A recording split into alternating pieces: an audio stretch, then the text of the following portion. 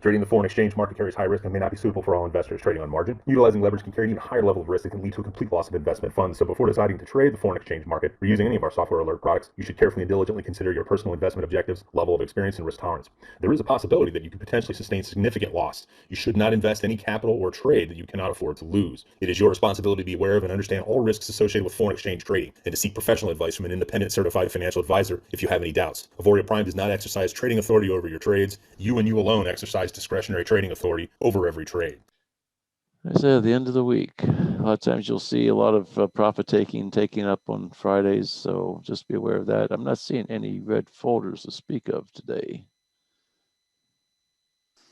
Yeah, nothing noteworthy right now, especially on the yeah, let's see, let's go over to the FX book and see if there's anything there. And this is March 19th. A couple of red folder here. This is during the middle of the night with the British, with the Aussie and the yen. That's well past us. That's 6 o'clock this morning. That's behind us. And we have something around 12:30 with the Canadian dollar retail sales. That'll be minimal. Yeah, and then that's pretty much it for the rest of the day. So we should be good. And let's see. So we're going to go to the charts. That's not going to be a big mover, the retail sales, by the way. It says it is, but yeah, I would think that would be a huge deal. Or if there's an oil inventory report, something like that would be a little bit different. If it's oil, big deal. But consumers, it's gonna move, but it's not gonna go like 100 pips. Yeah. So let's see. Let's go with the CAD yen's going. Were you in some CAD yen trades with Gearbox? I probably was. Are they recovering? Yeah, big time. Oh, good. Yeah, I think I was in some CAD yen trades with Gearbox. Let me see. I think a lot of people were. Yeah, there's a lot of people that were in major drawdown this week with Gearbox. It's recovering. Yeah, CAD yen. Yep, it's digging its way out of it. Yep.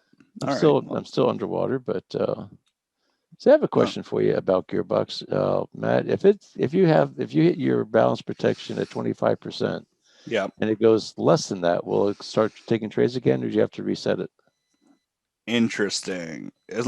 Now my understanding is this: as long as your balance protection is at 25%, if you're available. If your drawdown goes over 25%, then it won't take more trades. But if it comes back, maybe it will. I don't know. That's a great question. That's something I'm going to have to ask Tyler today. Tyler has a session at 11 o'clock, I believe, today. I'm going to have to ask him that question because I think that's going to be one that people are going to have to. I know that's the situation that I was in, and it's below the 25%. At least it was last time I looked. And anyway, back to the case at hand. For all the new people that are here this morning, welcome. We're happy to have you. And just keep on coming in, and hopefully we won't overwhelm you with some information. But as I tell everybody that the first time you get exposed to some of this stuff, it's going to seem a little bit overwhelming. But the more you're here, the more you listen to the terminology, the more you see because we just do the same thing repetitively over and over and over and over some more again. And each time you get exposed to it, you'll pick up a little bit more information, and eventually you'll build that library of knowledge of trading and the technical analysis. And then you won't. But that first step is always the hardest one to take. But as you take many steps down the road, you look back and you find out you've gone many miles behind you. So just be patient with yourself and just sit back and observe. And you're not always going to understand it, but just things will just start coming together, and your eyes will start seeing things that they didn't normally see. For sure. It's like the first time you drive a car, everything feels so foreign. And after a couple times of sitting in the driver's seat, it was just really special. You'll start to realize that it'll be I'm almost subconscious, and then you'll start seeing more and more things without thinking about it. So mechanically. So I'm sure as Matt and I point things out to everybody, you're going to think, how did he see that, or where did he see that, or what?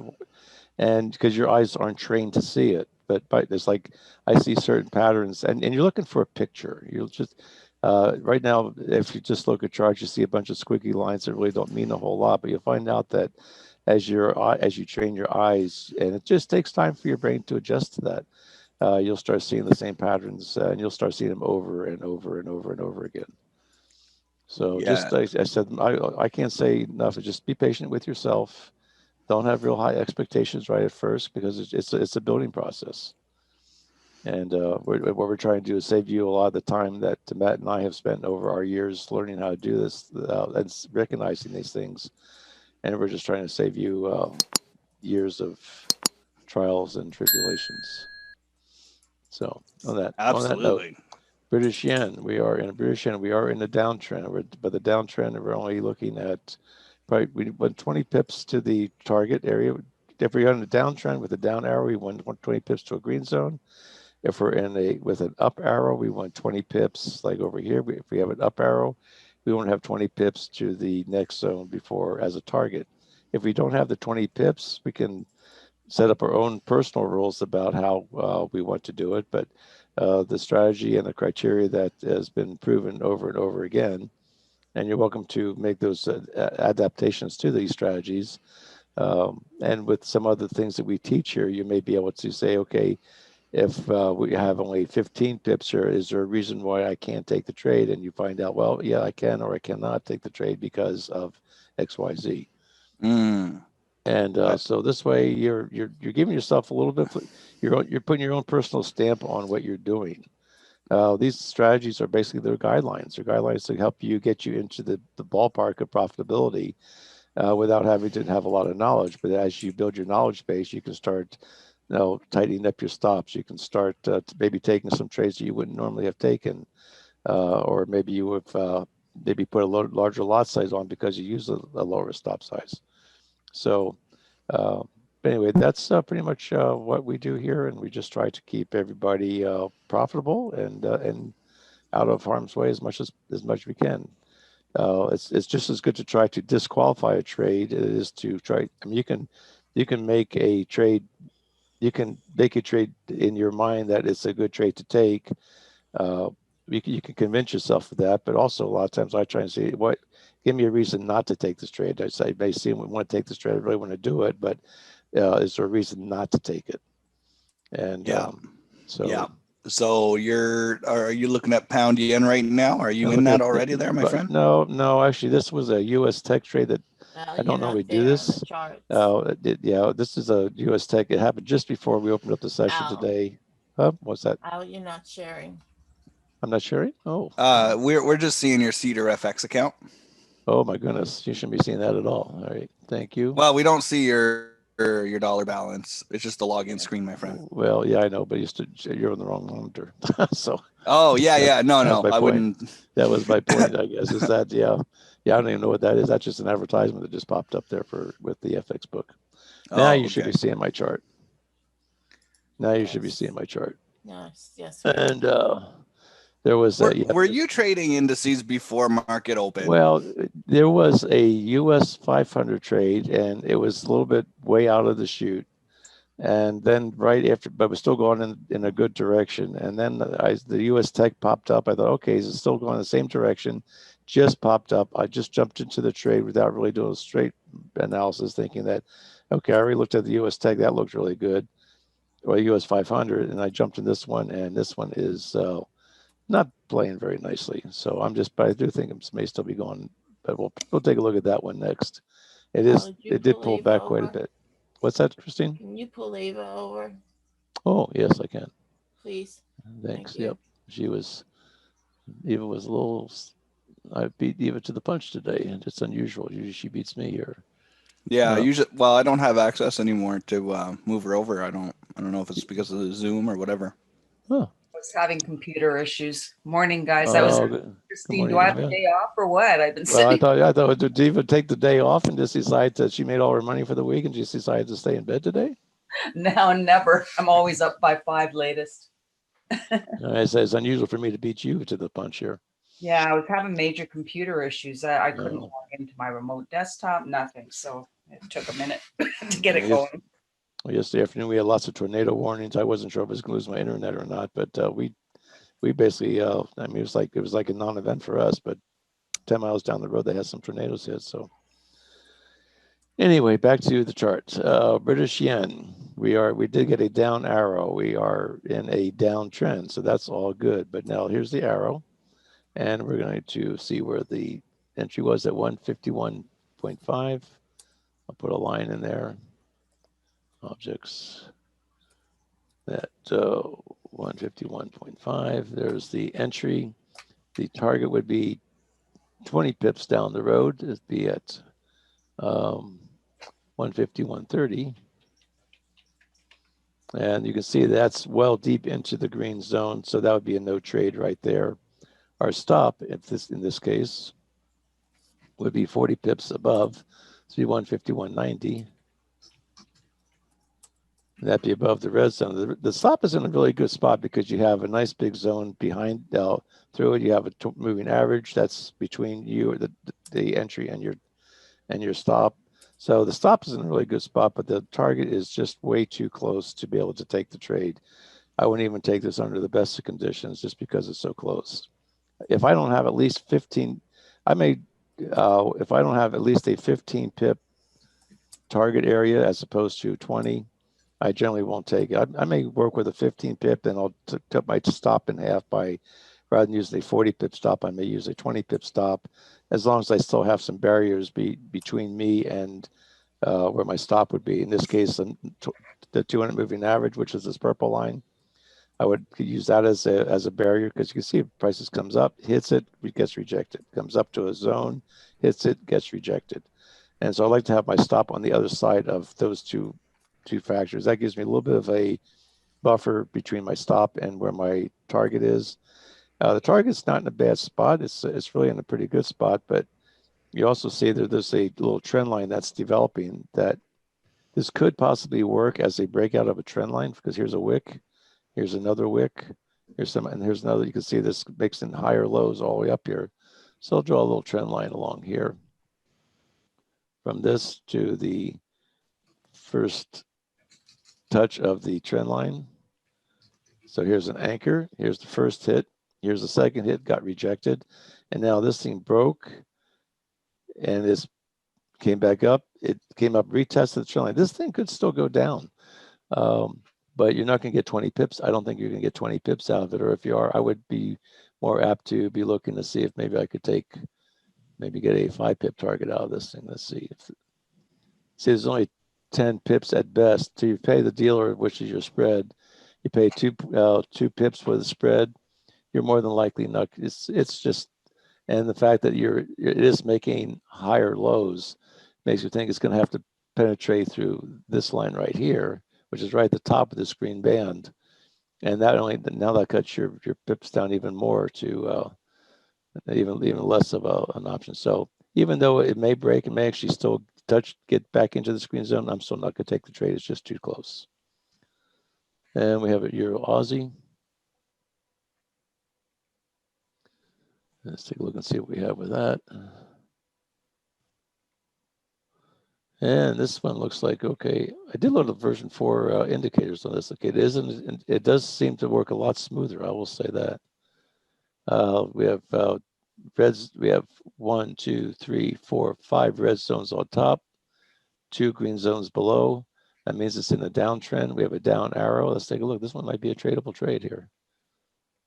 We have a down arrow, downtrend. Let's see if we had the arrow bounce. This is actually the second arrow in the downtrend, so I may want to cut my expectations down a little bit with that. But right from here to here, do we have 20 pips? We have actually 37 pips. I'm good to take this trade. So I'm going to go ahead and I will. Do you see any reason not to take this one, Matt? Not that I see. It seems take a sell. I don't. I'm not a fan of going for 20 pips on second arrow. I usually cut it in half and go for 10. Yeah, I think that's the wise thing to do. Now look over here and see where we had this nice big arrow, this big wick down here. This was probably somewhere of a news announcement. There was some news earlier this morning, and this looks more like a news spike to me, where it opened up, price drove down, came back up, made up a new high. So I would make an assumption that you may find some buyers coming in down right around this area. And so if we do, let's just see how much room we have to the downside on this. From there to here, we basically have 29 pips. We still have plenty of room for our 20 pips. I think with this one, I think I'm okay with, I'm kind of with Matt. I don't really like the second arrow going for the full 20 because a lot of times that's already the first pullback. But the fact that we've got this wick that means there's buyers in here. So I'm gonna set it for 20, but I'm gonna keep an eye on it and just see if it's if I want to stay with the 20 or if I want to go with maybe I may cut this one short, but I'll give it a little bit of room to see what it can do. So I'm gonna use my 40 pip stop. That's 400 on the trade modification scale. Put 400 in there. Click on the red button. Put your price in the bottom. That's the price from where it is right now. So if we wait real long, you may have to adjust that. 20 pips is my target. That's 200 on the level points. Click on the blue tab, puts the price in the take profit. Click on the red tab, and there's your target. So I have my stop, I have my target, and I'm done. I don't have to look at this thing anymore. Let's see, I did get myself into this indices, which is I usually stay away from these tech trades or the indices, the US 500, the NASDAQ. I haven't been trading those. I thought, well, I'm just going to take my chances this morning, and things look pretty good. So I thought, well, I'll jump in, and I'm giving it a little bit more room than normal because as soon as I got into the thing, it just went right against me. I saw that. So you were going short? It didn't even stop. It was right.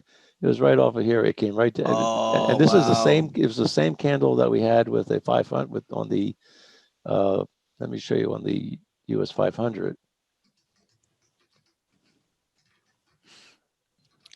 Yeah. Let me see where it is. Where's my US 500 here?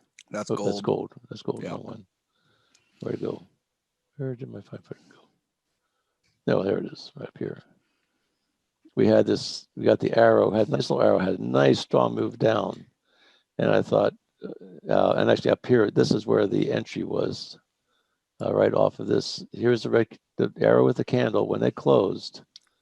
And actually what happened was this thing actually kind of gapped up right when it closed. It looks like the actual entry on this thing would have been right at the close of the candle. And the fact that this next big candle opened up, it sort of gapped up and then just crashed on down. Well, when I saw that, it looked like it was going to do like a little strong of a drop, a base, and then another drop. And right about the time this thing was about ready coming down again, I got that other NASDAQ trade. And so when I got that, I thought, okay, this thing looked like it had a lot of tech push to the downside. And so here's where the entry was, but you can see it went right on against me here. So I'm giving it some little more room. I may take if it gives me another chance to get in, I may take a second position on this possibly. But right now, I'm just giving it the wiggle room that it needs to. Normally, I would have been stopped out by now. Yeah. But I'm looking at this flat top right here. If this thing breaks above this area, I may want to be bailing on this trade because here's a strong move down, came down, retested it, came back down. And it's coming to retest this area. But here's a little bit of actually, this is a little bit of it's almost like an upside down W here. This is sort of like a little bit of a W here, which means it wanted to go up, but this thing broke. So it is kind of sitting in a descending downtrend. It did break the moving averages. We are getting some consolidation right here. I'm just giving this one a little bit more breathing room than I would normally like to give it. Okay. We got Herman and James are saying there was a green zone on Euro AUD where we entered. Really? Euro AUD.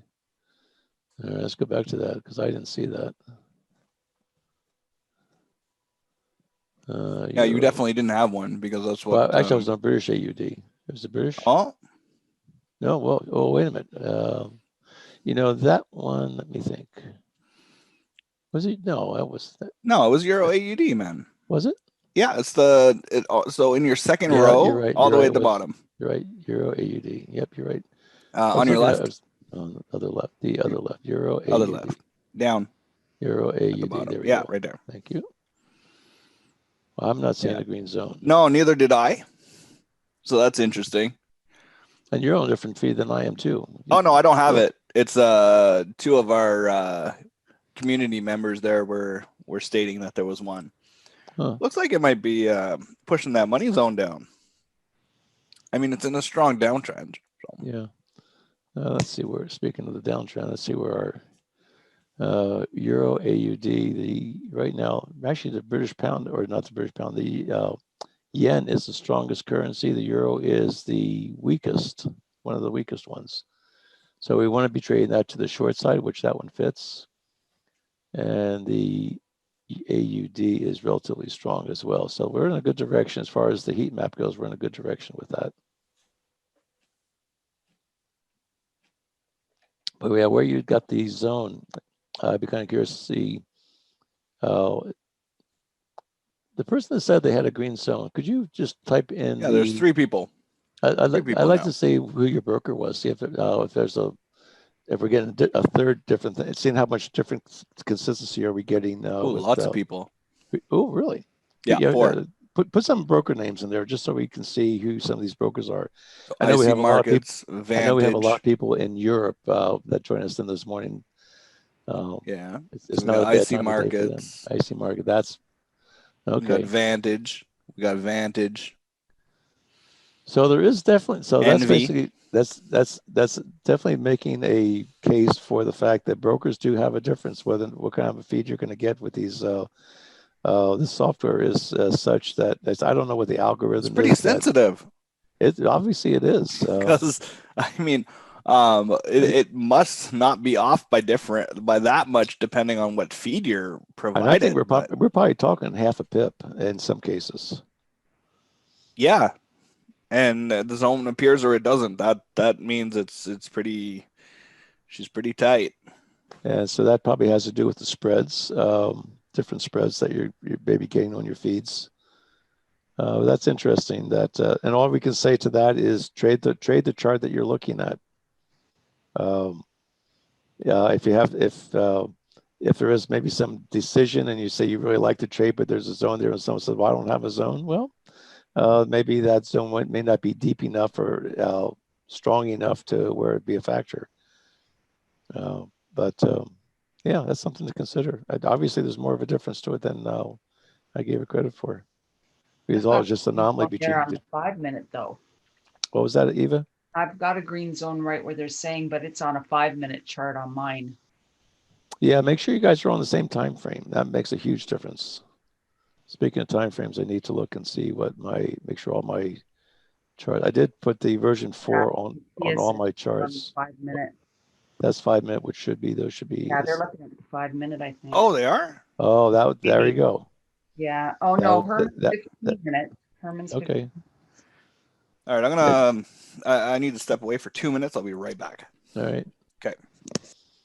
And let's see, there's something else I was going to say here. What was I going to say? Must not meant too much. Yeah, make sure all your charts are on the time frame which you want to be getting your alerts on. I did change my charts to that just so if everybody, in case you've missed this part, if you go to your navigator, view, navigator, and what I found interesting with this, you'll see that not under indexes, but under expert advisor. No, it should be under indexes. You should, where to go? Yeah, there's still a lot of them on the 15-minute, Al. That's weird. Here's the arrow. Here's the arrow 4. This is a new arrow 4 indicator. You'll find out that if you load that up on your charts, it will probably speed up your VPS response a little bit. I've noticed that once I reloaded it. And what I had to do is I had to remove the old one first before I could reload and save the template. So basically, if you pull up a chart, you right click on the chart, click on the indicator list, and you'll see I've got arrow version 4 on now. But what I had to do is I had to load it fresh on a whole new template because for some reason when I had just tried to change it, made a template with version 4, for some reason it didn't keep. For some reason I don't understand why. That may have just been me. Maybe I just wasn't thinking right. But anyway, remove the first arrow version 3, then load the version 4. And I usually have my moving average, which is that 200 moving average. That's that purple one.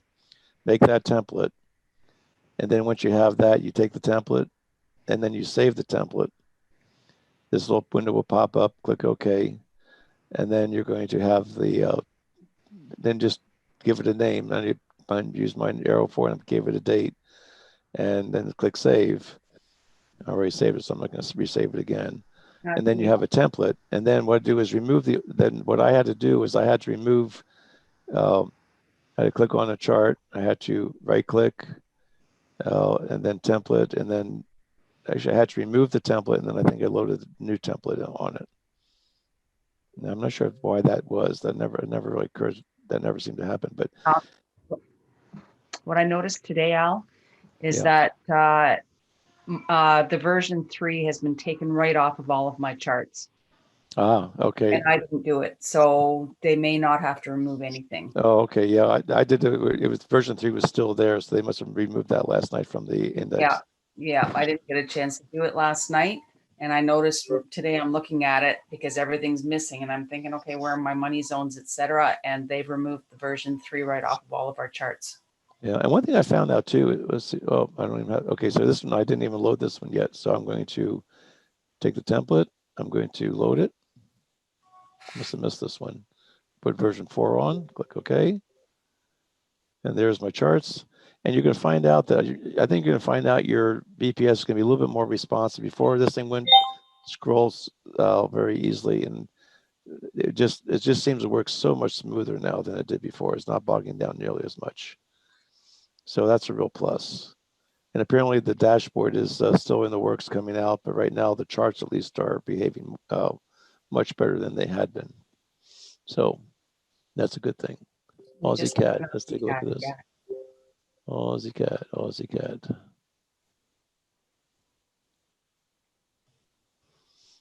And okay, a small little zone up here, the Aussie is getting stronger by the minute to the Cat is getting weaker by the minute. So we're getting a little bit of a flip in strength. We do have a small little zone right here. If it can break through this zone, the Aussie's got some strength. We have a, let's see, are we in a downtrend or uptrend? We are in a downtrend. So this would be a contra trend trade. So we'd have to be, right there, I would immediately be looking at half the profit margin. But if it can break through, we have this little wick right over here. If it can break through that zone, then you might have 10 pips. See, we could have 10 pips up to that point here. From where we got the alert, I'd be looking at this area pretty much as initial target.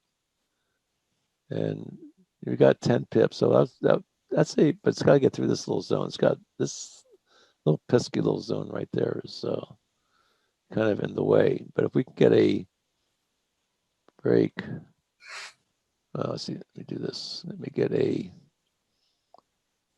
you could do a couple things with this one. You could do a buy stop, open the trade.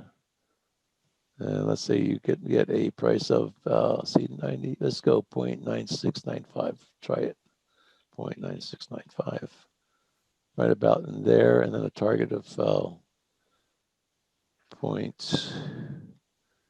0.9705.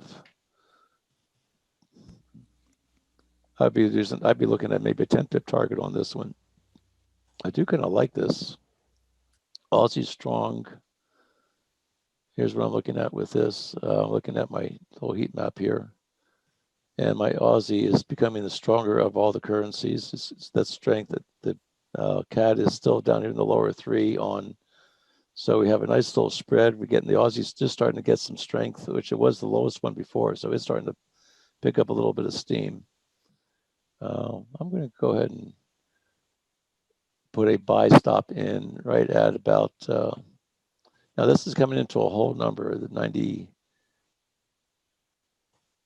That's right at the top there. It's got these little wicks. We also had a CAD yen. CAD yen. I'm probably not as happy about that one. Let's see. CAD yen. Well, CAD's still weak, so let's see. Boy, I almost want to jump into this one. Which one? I'm just loading up all my charts so I can help you. Yeah. Did you get an alert for a CAD yet? I got an alert for a CAD yen, yeah, at 1 minute before the Aussie CAD came in. I'm going to set this up for a buy stop. This way, nothing else. I'm going to show you guys how to do this. We want to try and get in. If this thing drives on up past this point, it's going to get me in. So I'm going to go to the trade and new order. And we're going to make sure we're on the right chart. We're on the Aussie, make sure we're on the Aussie CAD. And we're going to do a pending order. And we're going to do a buy stop. And we're going to do a price of the buy stop at 0.9695, I'd call it. 0.9695. Place the order. And there, that way, now if the price comes up and breaks through this red zone, is going to get me in. And then my target is going to be, I'm going to look at eyeball this. I see where we have this little doji right here, which is this little line right here. Basically, the buyers and the sellers found equilibrium right at that point, right where my entry is. And then here's a little wick, and then up here comes a nice strong buy. So this thing was there's a lot of rejection. The price originated kind of up in this area. And then we have a bunch of wicks coming in. So I'm going to try and get my target just right at the top of the bot where this body of this big green candle coming down. That's actually a red candle in a normal sense of candle formation. This was actually be a strong red candle. Dropped down, came back, retested this area, which is about where we're getting back in. It's going to get another little retest. I may move this thing up just a little bit higher.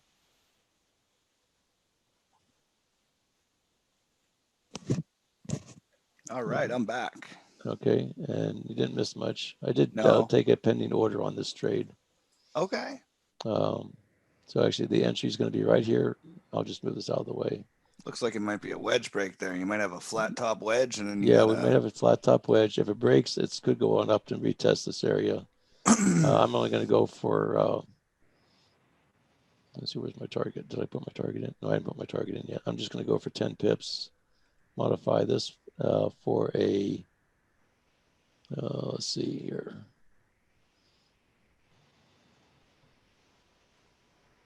I'll put my stop at 0.9590. Looks like indices are turning around again, so it looks like it was a good call to sit in it for a bit and give it a little bit more breathing room.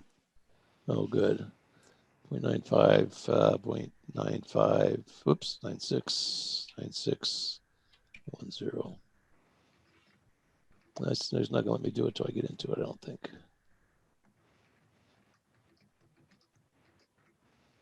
It's still, it's starting to pull back a little bit here. Modify or delete order. Oh, wait till we get into it here. I should have been able to modify pending order.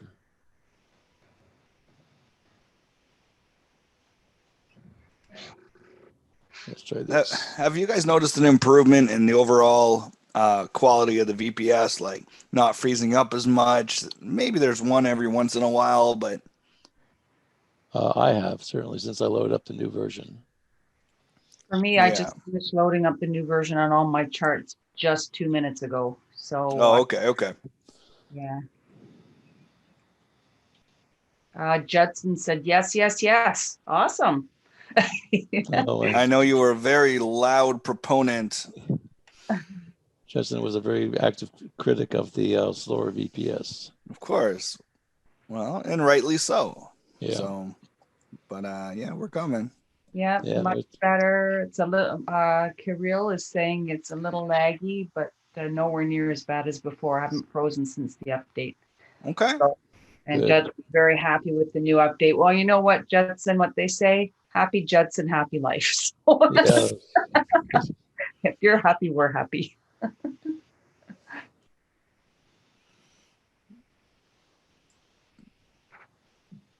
One of my other favorite sayings is, do you want to be right or do you want to be happy? Exactly. Yeah, some people are so busy being right, they're never happy. Yeah. But they're right. That's true. You don't make many friends that way either. No, you don't. One thing we like to do in this room, we take comments, negative comments and positive comments seriously on both counts, but we do it all lovingly. So we all try to be respectful, and we all like to try to learn patience. One thing about trading is you have to learn patience in this game, or else you're never going to make it, because it's always going to be doing something that you may not be expecting or wanting it to do. But if you have enough patience, a lot of times it will get you where you want to go. Oh, agreed. You know, Amy made a statement a couple weeks ago that really stuck in my mind, and she said, "If you're tired of starting over, quit giving up." That's so wise, though. It is. It's so wise. That's so good, man. Yeah, I don't know. I'm writing this down on my wall. I really like that one. That's one of the ones I've put in my file of things to keep saying. So remember. Yeah, I'm putting that in my notebook. Yeah, this is definitely a game that it's not a game, but it's a serious endeavor to learn how to trade. And I think everybody in this room, especially myself, I'm speaking from my own personal experience, I had gave myself lots of reasons over the years to give up with it. And sometimes I have to sit and think, what in the world am I doing? Why am I doing this? But for some reason, something kept driving me to keep doing it. And still here. I'm not not winning on this is not an option. No, absolutely not. Giving up is not an option. No, and there's gonna be that time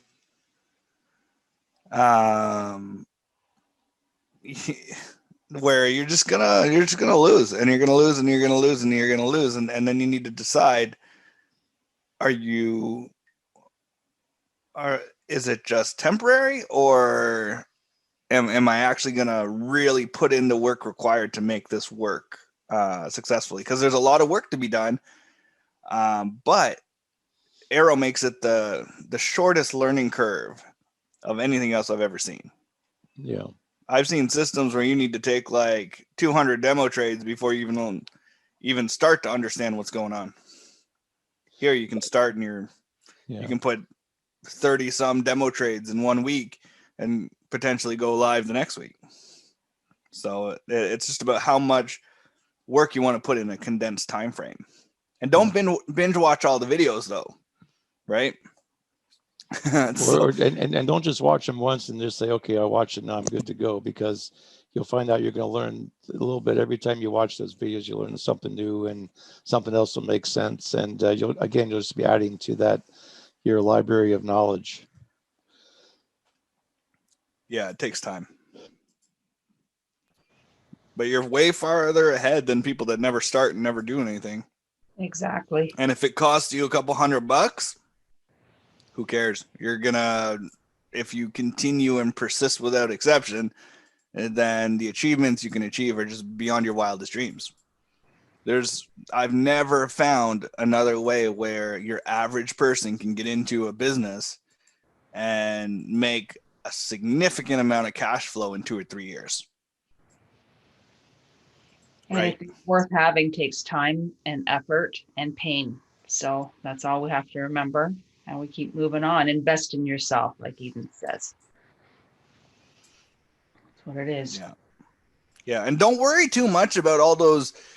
The first couple of messages I get from people are, what books should I get? And what trading books? And I'm like, man, stay away from trading books. Just focus on growing your mindset. That'll be the number one asset that's going to take you to the moon for the less of for that reference.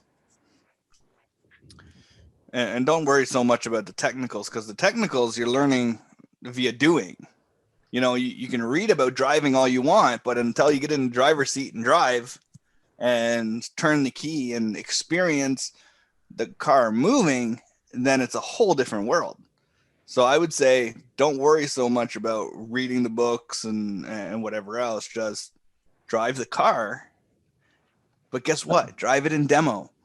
I would say one of the best books to read is The Slight Edge, which has nothing to do with trading, but has all to do about making those small gains to see where, if you, like the compound effect, The Slight Edge, those are all two very good books about understanding the power of compounding, the power of little things make a difference. And it has nothing to do with trading per se, but it has a lot to do with goals and reaching goals in your life. And it's just a really well-written book, and it's gives you makes you really understand that little things do make a difference, whether you're trying to do a exercise program and get yourself up to where you can do chin-ups and push-ups, or if you're trying to lose some weight, you have to start someplace. And whether you're looking at losing weight or exercising or trading or even just getting tasks done around the house, you have to start someplace. And every day do a little bit of something to move that bar in the positive direction, because it will move just as slightly in the negative direction if you don't. And at first you think, well, if I don't do this exercise today, it's not going to change my life. And it's not going to change your life. But if you don't do it today and you don't do it tomorrow and you don't do it 100 days down the road, eventually it does start to change your life. As well as doing it will start changing your life. You start seeing this little increment. If you look at any of these exponential graphs, you see even like a lot of stock charts, if you look at them where this just goes real flat all the way across for days, weeks, months. And then all of a sudden it just bursts right big up. And that's the exponential effect. That's the power of the compounding, because you don't notice the difference early on, but then when it starts to compound and it's compounding, then it really takes off exponentially, and that's where you really start seeing the difference. But you can't get to this point unless you go through this point, the flat line part. You got to get through both of them, and you have to learn how to maintain that discipline. I heard a Navy admiral. He was a SEAL, admiral of the SEALs, and he said that one of the things they do is, he said, you get up in the morning, you make your bed. And you go, what's it? Why are these real tough warriors? What's the deal about making your bed? But it's just that extra little bit of discipline every day to make your bed, to do that one little task that seems insignificant, that helps get you moving in the right directions of tasks that are significant. Yeah, well, that's your first win, right? Your first win of the day, and then it sets you up for the rest of the day. So it's a big deal, and there's a lot of psychology behind that. Yep. And what I said about not worrying about the trading books or the technical things, it's an overall just statement. There are some really good books out there, but I think there's a lot of wasted energy and time trying to go over and find the holy grail, right? You are actually the holy grail of trading. Everything you need is actually within you, and you just have to grow it. Are you talking about me? Oh yeah. Absolutely. I thought, oh my gosh, I didn't realize I had the holy grail. No, but you one of my mentors keeps on saying that. He's like, you know what? You don't need anything else. You are the deciding factor in whether you succeed as a trader or not. Like it's all in you. So everything you need is in you, and then we have all the resources a person needs to be able to be successful. Auvoria Prime set this up really nicely. Yeah, you can save yourself a lot of time, a lot of money, a lot. I mean, what you have here. I mean, I'm not trying to. I'm not here. It's not a sales job, right? It's not a sales job. It's just a reality. Is that they have information and they have tools that you can never get. You never get this type of information. You won't get these live sessions like this for. I mean, you're getting for the price of the software, which is, it's very, very affordable, and you're getting all this other stuff along with it. I'm just saying that's just the way it is. That is the way it is, because I've paid significantly more for less. Yeah, here's a nice little trend line. It broke the trend line to come back. See if it break. Now the problem with this, you've got this zone right up here, so I can't take this trade because there just isn't enough room. But it's not a bad. I mean, this is, and also the other thing is this arrow kind of came late. Here's the difference. If you look and see where look over to the left. Here's a bounce. There's the arrow. You're not seeing these big pullback before you got the arrow. The arrow generated right off of this bounce, and it came on up. And but you see, like with this one, we had a bounce, but here's where you would have wanted to get that arrow. Here we had to pull back. So the fact that we had a pullback and then we got the arrow, it's kind of a little bit of a late arrow. Plus, it's also coming right up into the zone. You want to see these arrows generate right on that first move out of the zone. If this is the second, they had the pullback, and here's where they got the arrow. This bounce, this part right here never really bounced off the zone. If it came back into the zone and came back up and gave you the arrow, then that would have been more of a valid bounce arrow go type of thing. Now, that's not saying this isn't a good trade, but you're also looking at, here's a trend line. It broke the trend line, which is a good thing, came back down, retested the trend line, and then it's a good chance it's going to go up. Now, the problem is you've got two major zones right here. And if I were to take this trade on this arrow, which would have been the buy at 124.97, let's put the line on that indicator objects. 1.2497. So that's where the arrow was generated. Here's where the entry would have been. You can see how close you are right there. If we put a target, 20 pip target, let's see, 124, 125, 17. Here's where your target is, which means you've got to get all the way through. You've got to get all the way through this barrier to get up to your target to make this trade worthwhile. Now you're above all the moving averages. Again, look and see how this bounced right off the 200 moving average. It's almost like you can't really plan this. This is not just, I mean, you can't make this stuff up.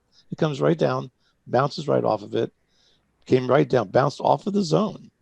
There's a zone right there, right where the moving averages bounced. When you see a moving average intertwined with the zone, you almost don't even need the arrow to be able to take that trade. If you get the zone that's generated off of that, you almost don't even need that. And you could just put your stop down below on the other side of that, because that just says that this thing's holding.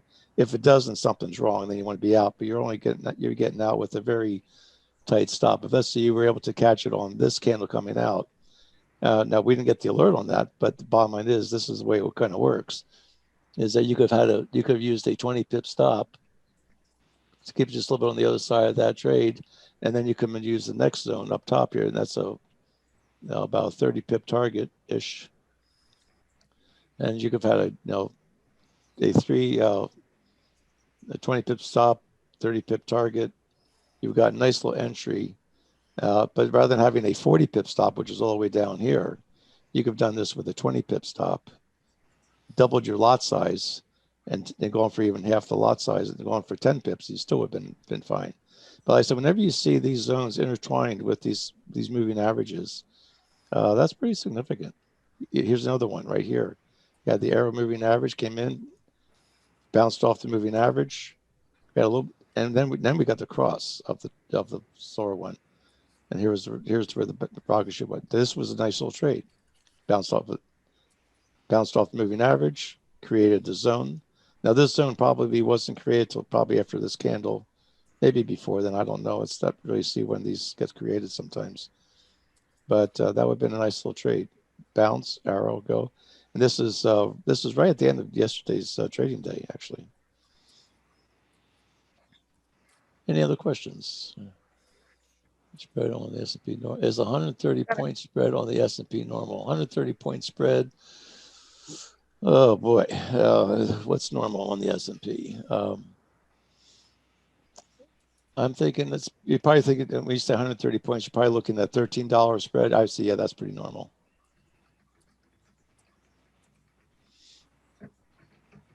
This one's starting to get away from me. I haven't been paying attention to it. Let's take a look at what this NASDAQ's doing. I may want to bail on this one before it gets too far out of hand.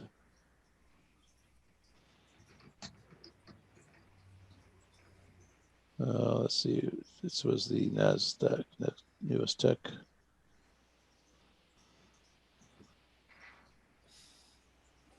Oh, it came back a bit, did it? Yeah, I'm actually in S&P 500 right now for a short. Let me see here. I mean, right now it's still inside this zone. I'm certainly taking a lot more heat than what I would normally like to be taking on this one. I'm looking at more of a trying to possibly get another bounce, maybe getting a little bit better entry and then taking a short that way rather than taking the stop out. That doesn't always serve me well. I probably should do a little more analyzing on this one before I'm going to pretty much let it go. I mean, I'm willing to kind of let it go up into this area because it was a pretty nice little rejection of this. But certainly if it gets up into this area, then into that. Yeah, we did get let's see, we have a little bit of she did get a little bit of it did break here. Oh yeah, you got a big spread, eh? Yeah, this is not good here. We have an upper trend line right here. Here's our wedge. Now it kind of closed right on the line that's getting rejected. So right now what I'm going to do is I'm going to put I'm going to put my stop right here at the fact we had this rejected. I'm going to keep my stop. I'm going to give this enough. I'll put my stop right up in here. So this could be 129.07. That means if it starts breaking the 129 area, I'll give it 5 pips to the other side of 129. And then if it does that, I'm going to be out of this trade.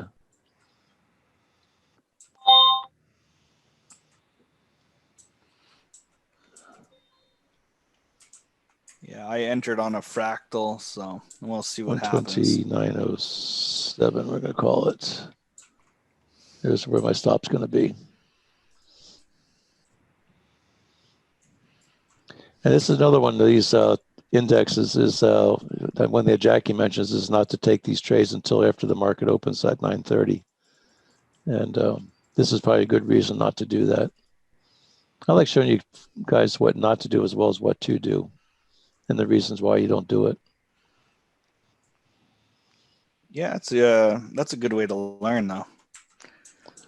But there is a little bit of a upward challenge. It does here's a high. This is where it was kind of flatlined here. Oh, S&P's coming down now. It just dropped $4. Yeah, see, this could have been a little bit of a head fake up in here.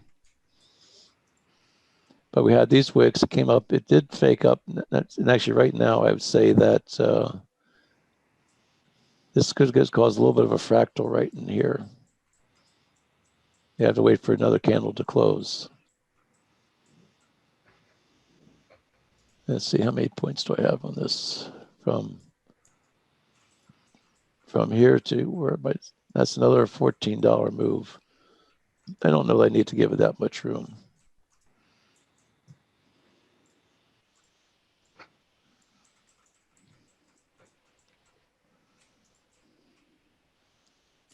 I'm going to bring it right down to the top of this little candle right here.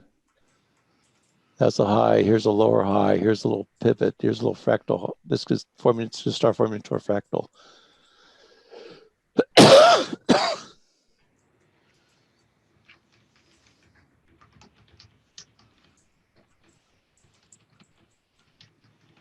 I apologize, everybody, if I can't get my mic muted in time for my coughing spells here. If this breaks this pivot high, then I'll just get out. If it comes back up and reverses, and it may give me another opportunity, but that's way this thing could just go and keep on going for a bit. Let's see what direction do we have here.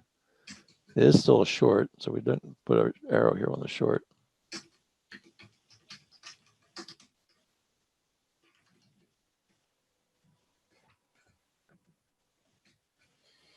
There's US Tech buy 28.74. That'd be a good reason to get out of this trade. See, this is a buy candle right up on here. And we're looking at seeing it's bouncing off these moving averages. If it bounces off this trend line, I'll probably just get out of this thing. Right now, it might not be a bad time just to get out of it and wait. Well, when you have the not to go around, but you got that red. Sorry, you got an arrow. Usually, you get another arrow in the opposite direction when you're consolidating, so that could be a good sign. Mm-hmm. But we'll see. No, this is certainly not one that is going to help my performance here at all. That's for the week, yeah. For the week, yeah. Actually, let me just read out what Judson wrote in the chat. It was good. Remember, good judgment comes from experience. Experience, well, that comes from poor judgment. Yeah, that's true. Yeah, so true.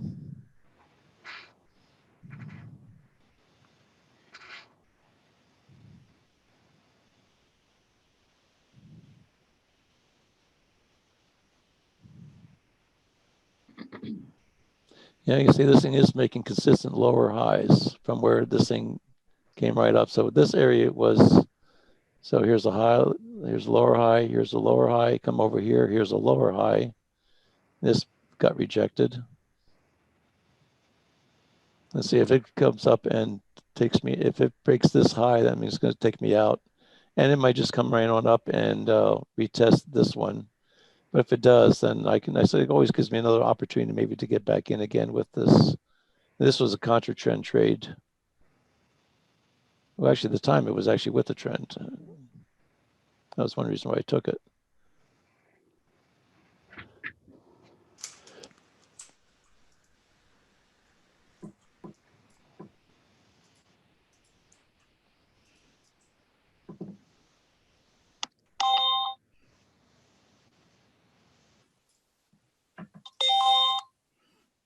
And also keep in mind, this zone was not here at the time when I took the trade. This was all clear sailing down here. So this green zone was generated off of this up move.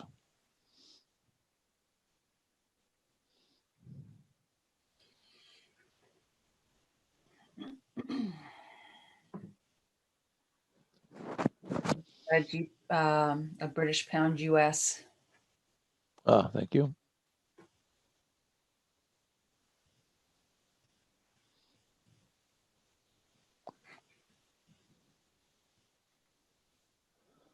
Well, I can see we're right into a zone, so that's not going to do us much good. Make sure I'm on the right chart, 15-minute chart. And let's see where our direction is. Scroll down, we have more green than red, so we're in an uptrend. So we're looking for more of a bounce off of the zone. So this might start getting set up for a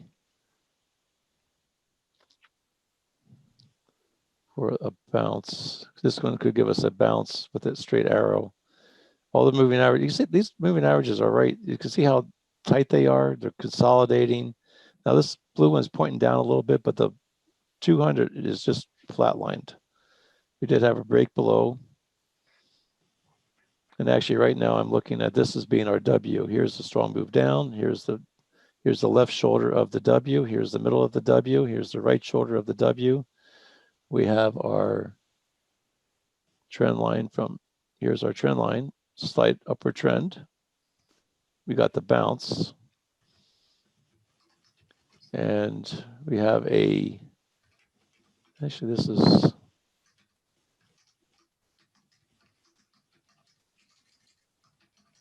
yeah, I kind of like this as being the top of the W. Left shoulder, middle of the W, right shoulder of the W. And then we have a little bit of a trend, I'd say right where that arrow is here.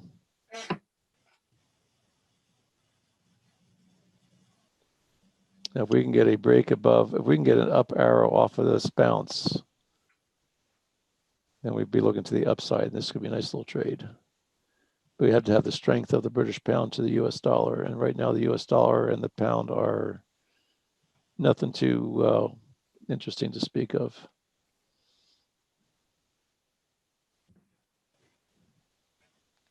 We are starting to get some consolidation in here. With a slight uptrend. This was a little wick up.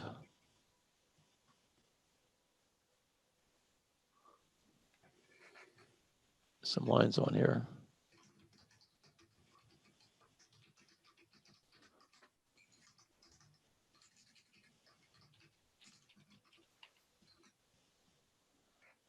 Get that right. 139.39. That's better.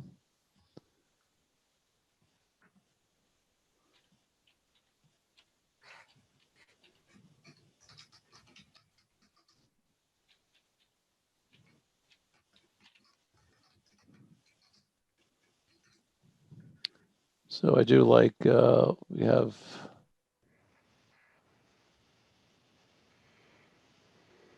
I do like this better down here. And I like this better, more like this a little bit better to see if it would come up and retest the money's the top of the money zone.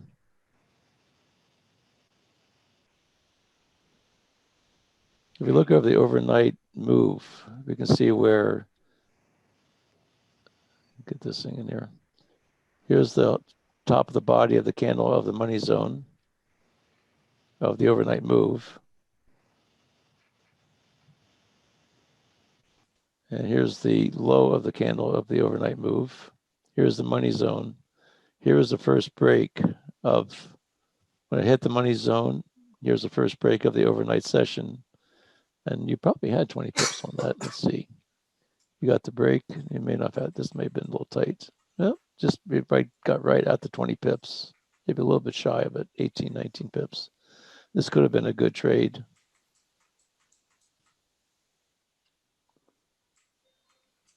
That's one of the techniques is, yeah, you're right at 19 pips. You would have had to get out yourself. If you went for the full 20, you may not have gotten filled on your exit. And so right now it's looking at it's coming back down, retesting this low, the overnight low, and we'll see what kind of a weakness we may get with this. But right now we are in an uptrend, I do believe. We are in the uptrend. And we're looking for the arrow.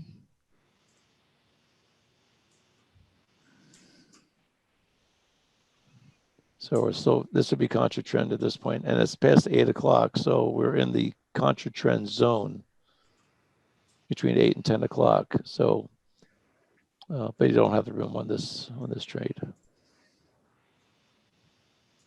Any other questions while we're having time? It's Friday. A lot of there's always some good trades on Fridays, but not always. I don't not take trades just because of what day of the week it is. If the trade's there, if the setup looks good, I take it. If it's not, I don't. If I'm already have my weekly profit, I'm less likely to give it all back on Friday. That's just my own personal criteria.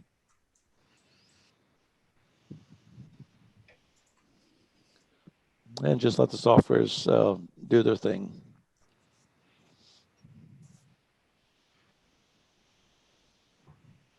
Any other questions?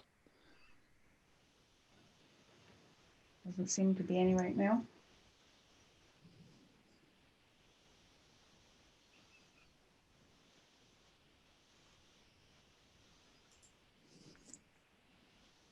Yeah, there's no questions in the Q&A, huh? Well, we've had some, but they've all been addressed. Yeah. Unfortunately, one of them was earlier on today asking about looking at a pair, but we didn't have an opportunity, and by then it was too late for that pair anyway. So yeah, that's fine.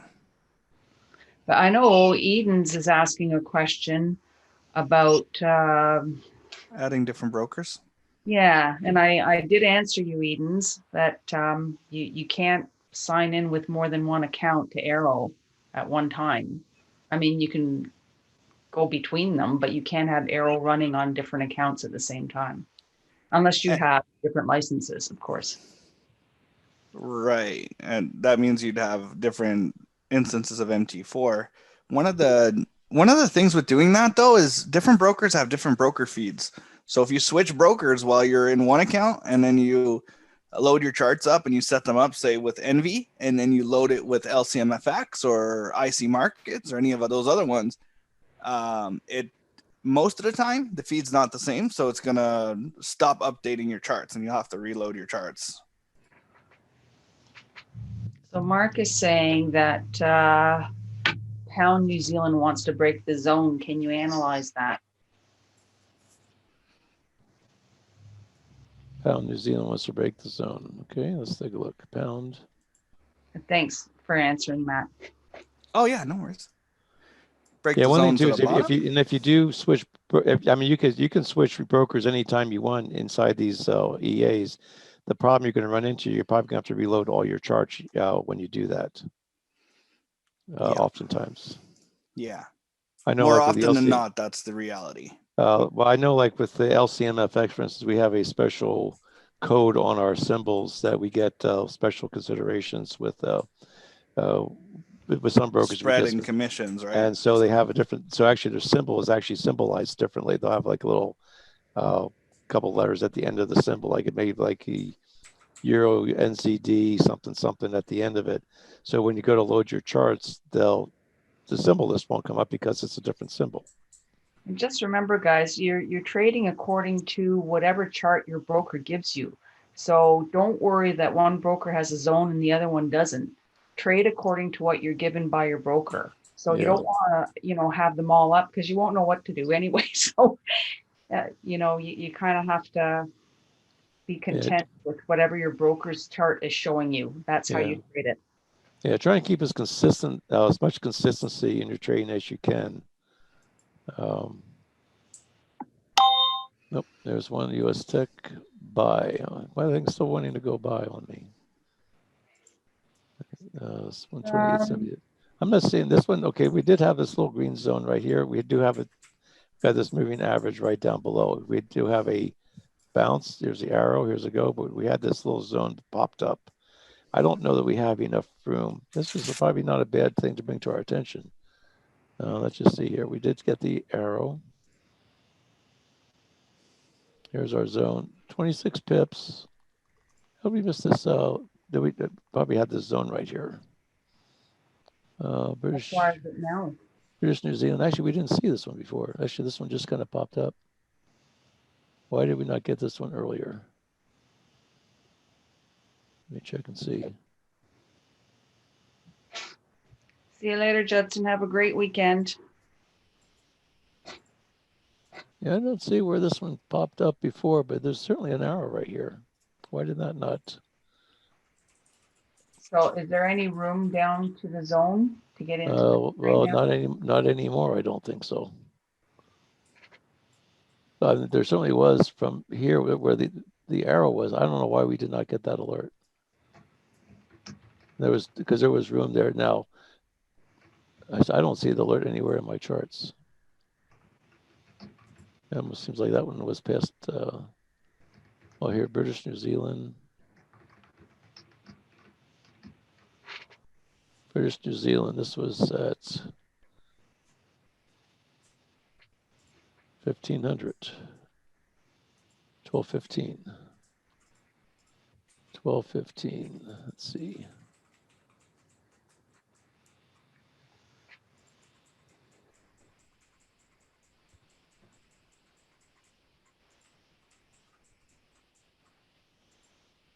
Somehow we missed that one. That would have been the only thing I don't understand is why. Well, I don't know if that green zone was there or not. And we said, oh, there's a green zone. We can't do it. We are getting the penetration of this one, and I don't think we're having enough room now to take this trade. Actually, on mine, once it gets through the zone at 93.63. It's clear sailing for over 100 pips down. You don't have this 93.63? Yeah, that's the bottom of the zone that's showing on my chart. And then there's another one that starts, but well below, like down around 92.50.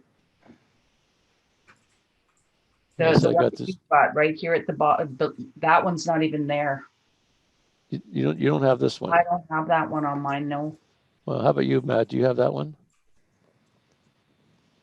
Do you have a moving average? Do you have a 200 moving average on right here? I didn't put my 200 moving average on it. Just mine is there. My 200 is where yours is. But my zone is right where the candle is right now. It's within a zone on my chart. And the bottom of that zone is at 93.63. And it's clear sailing all the way down to 92.53. Huh. So it's 110 pips down once it clears that zone, if it gets through the 200. Okay, I'm going to be looking at 1.9389. 1.9389. Okay, if I get a if this thing can, and 1 point in target of 1.9369. There's the target. So let me move this thing up here. Let's say get to the bottom of move this one to the bottom of the zone. I'd like to see how this candle closes. Let's go 5-minute chart here on this one.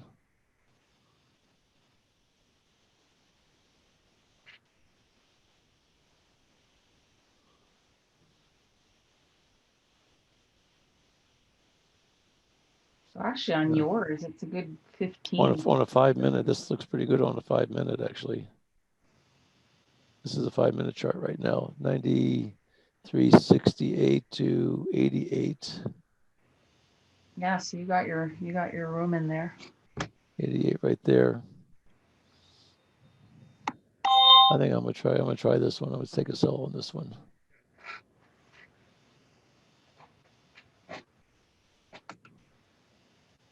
Just gonna go for the 20 on this. British New Zealand. Go 400 more, 40, 20. My stop's way above here. All I gotta do is make this little distance right in here. We're below the moving averages. We have some downward pressure. The New Zealand is gaining some strength on several of the time frames, and the British pound is weak. So we got the spread on that. I'm okay with this trade.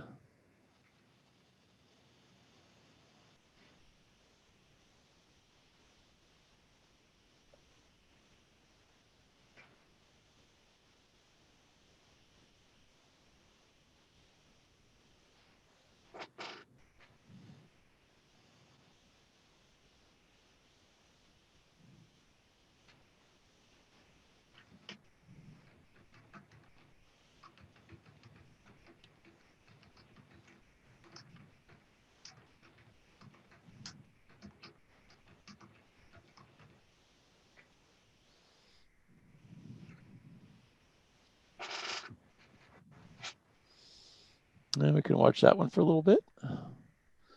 We're just about out of time here. About another 10 minutes, we'll be done. Maybe we'll get one good trade in here for the day.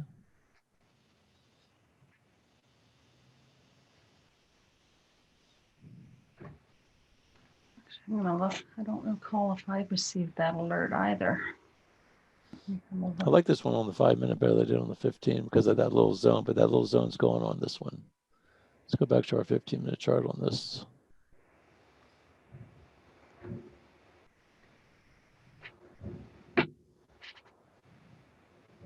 You maybe just want to back this thing off just a little bit. Maybe not go quite for the full 20 pips. Maybe just back it off to get a little bit of a bounce off of that moving average.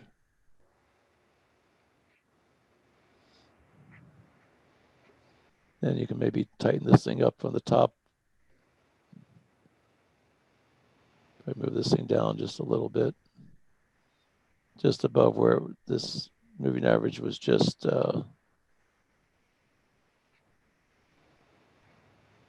keep above where this thing points down. As this thing goes across the chart, this moving average is going to come on down a little bit. And that'll just keep your stop a little bit further away each time. If it comes back up and retests the moving average, basically if we have a little trend line right here,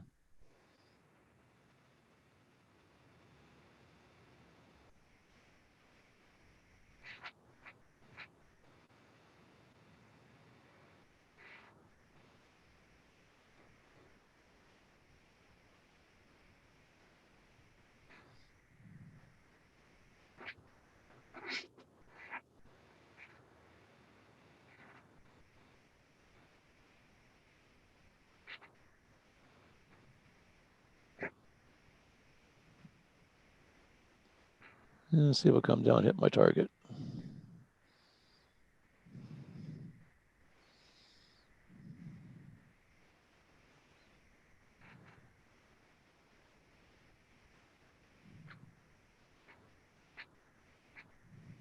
It's getting close. Yeah. So we do have this wick over here we got to pay attention to. But that's still way down below where my target is. Let me put that right down here at the bottom. This is where I'm looking at this wick and I'm coming over to see where the bodies of the candles are. And you can see there's another little wick down there. So this is the zone that I would think would have a hard time getting through.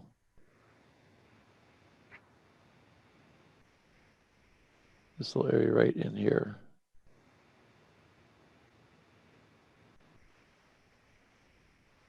And you can see my target is above that. So, and we're just about ready to hit the target.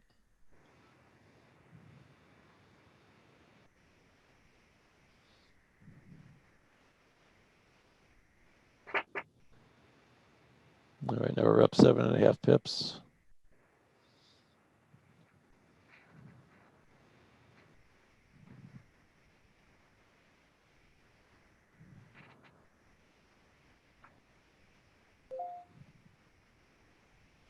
So you got a little bit of a bounce off of that.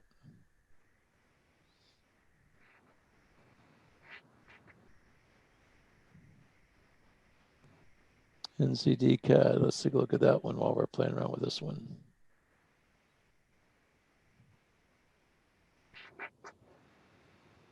I'll have a look at the Aussie Swiss. It came through as well. NCD CAD, we had a up arrow.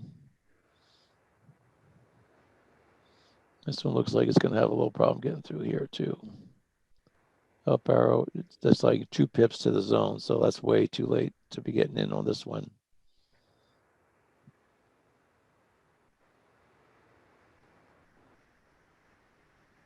Yep, so we won't touch that one. Let's go back to my British New Zealand.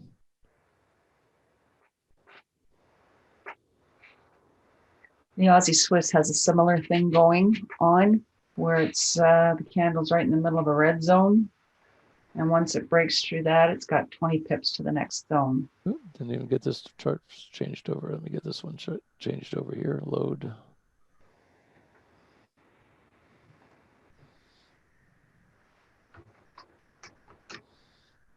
That's right up into the zone. Looks like there's a little bit of a gap down on this. If I can't see any wicks or anything in this red zone here. Let's see, Aussie Swiss. Not a big fan of that one either. We'll pass on that.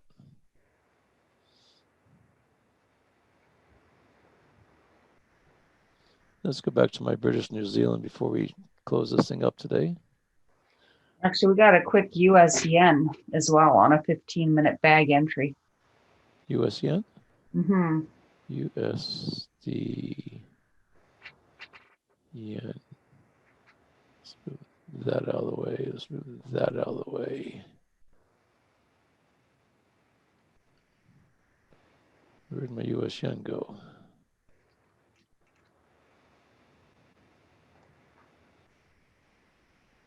Huh.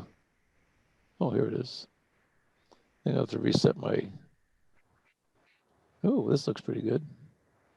Not quite a bag entry because you have this... We didn't get the second bounce off of here. But let's see where we are direction-wise.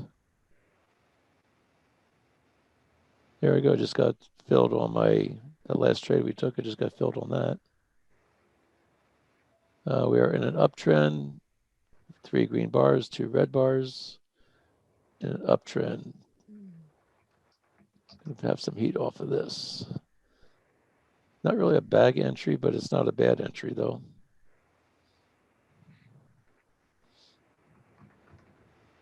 I don't like this fact it's below the moving average on this. And the U.S. yen. Yen is strong along with the dollar. So there's going to be a battle right here. I'm going to pass on that. James, Now, if we had this arrow like here, then I would have said, then you probably would have had room to the upside. I use this moving average as much as I do these zones. We never, when we first came out with the bag, we were even looking at a 200 moving average. And there's room, and there is room for a. This is really the first. And there is 20 pips to the upside. The thing I don't like is I don't like this thing being right here.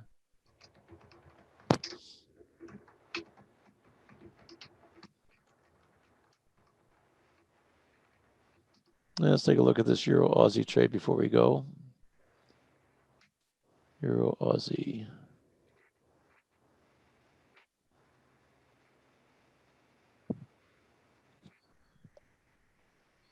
And that's giving us some little bit of a. We have a high, a lower high, a lower high. Still a retest. We're still looking to go short on this one.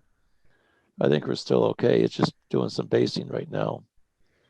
It's basically inside of a zone between. Oh, let's see if I got my price here.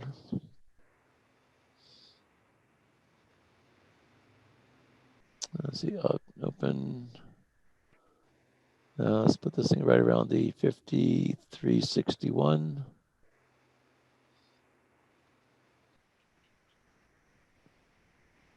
Between there and 53.32.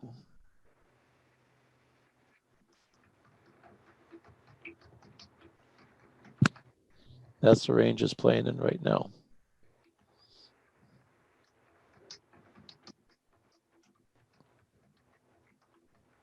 And I'll put the stop up by the zone. Let's see, 53.61, 381.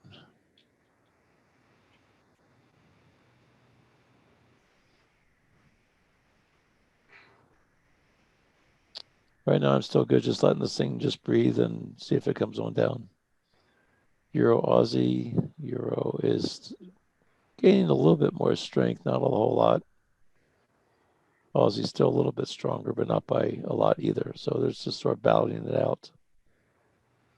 The Australians are about ready to start their weekend, and Europe is ready to call it a day. So there may not be a lot of, this might be one of those to where just exit the trade before the end of the day. If it's not, if you get near profitable or break even, you may just want to get out of this trade.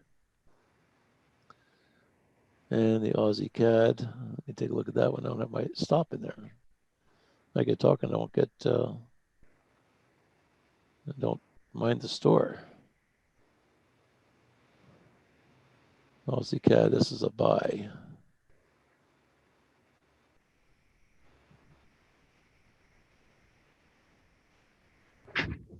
And if the CAD starts showing some strength, we may want to be out of this trade. But right now, we're still inside the trend line. We still have our entry was, where did we enter on this one? This is one I think we did that. Yeah, this is one where we did that buy stop entry. So let's put targets in here. We got in at 96, so we're going to go for, that'd be 97.16 for a target.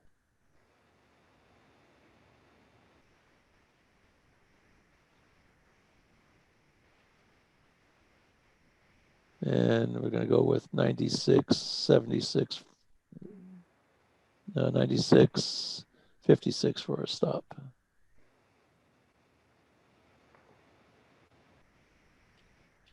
And we'll see where that looks. Oops, I didn't do it right.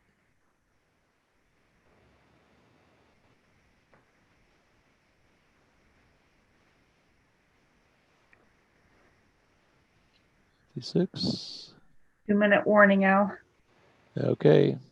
Now, keep in mind that anybody that uses Gearbox today, Tyler has his session at 11 o'clock Eastern time. That will be in another 2 hours. You may want, if you're in Gearbox, you may want to take a listen to that dialogue. There's a lot of people that are in drawdown this week.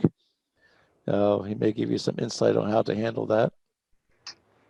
And then variable, Dasan has one, I think, at 1 o'clock. So a lot of these guys who have these EAs are having their chat sessions with everybody on Fridays, the day that they do a lot of that. So, and you know what's really cool about this whole thing is that we actually have access to the designers of these softwares.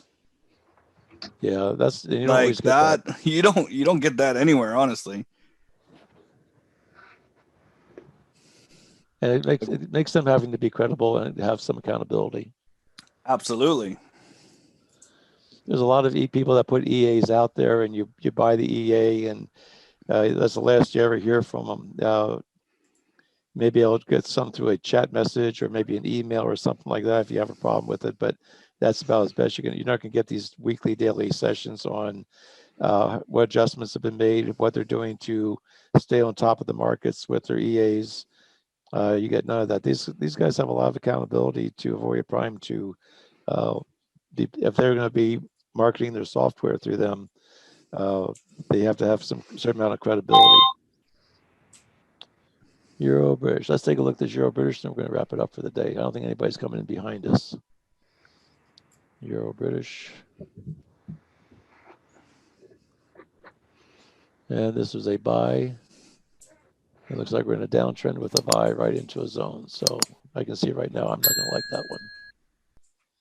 Oh, look at this. Look at the whoa, something's really good. Euro Aussie is New Zealand's flying. Oh, look at the here's my tech went trade. Up 20. Look at my tech trade. I'm gonna get out of that right now. I'm just gonna pull that one out. Holy sugar. I mean, I was underwater and yeah, but it bounced off your zone, right? So that's not where you want to go anyway.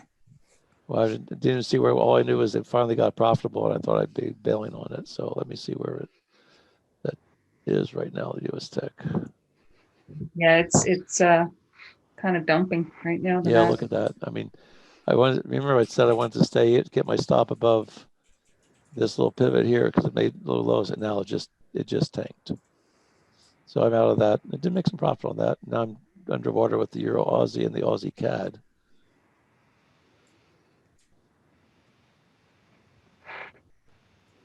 That may have been my trade of the day. Took some heat on it. I did take some heat on it. Euro British.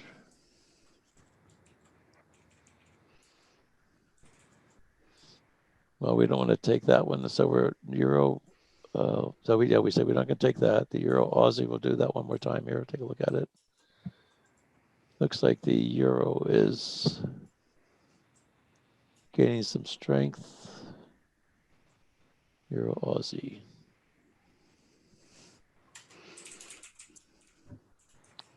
Gonna take a little bit of heat. So we did get a break above. Now this moving average is starting to go against us here.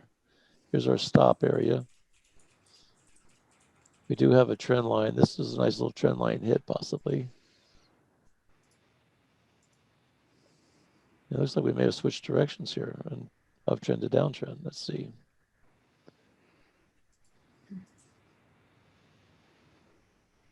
Yep, still a downtrend, so we're still good there. Put my arrow in.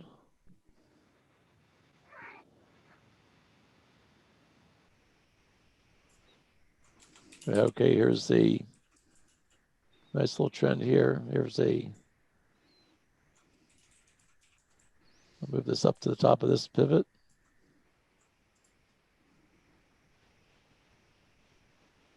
Here's my anchor. Here's my first hit. This is my reference hit. Came on up. Hasn't tested it yet, although it's trying to test it. My stop is still above here. So if it comes up, so if it takes out this trend line, then I'll be out of this trade. I'll get stopped out, but until then, I'm still good. Maybe you can bring this down. Once this thing pulls back, then maybe I can move this trend line down just a little bit to catch this pivot right here. Right now, it's showing some rejection right around this point, which is right around where this pivot here is. So if I move this in line, what I'm going to do is I'm going to move this line. I'm going to move this trend line right over top of this candle. Basically what that's doing, it's giving that energy point between this pivot here and the trend line. So that was a pretty strong rejection. Didn't even come up to the trend line, this actual trend line here. So we're still good with that one. And then the last one, last but not least, Aussie CAD.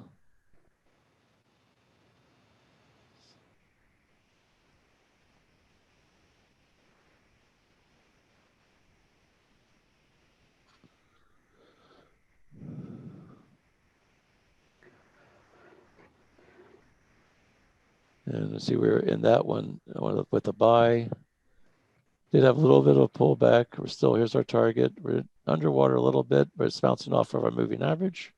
I'm okay with that. Here's my anchor, my hit, third hit. If it breaks this area right in here, I may have to rethink my trade. But right now, we're still good with that. Still looking for an up target. And we're still good. Okay, with that, this is Friday. It's after 9 o'clock. I hope everybody learned a little something this week.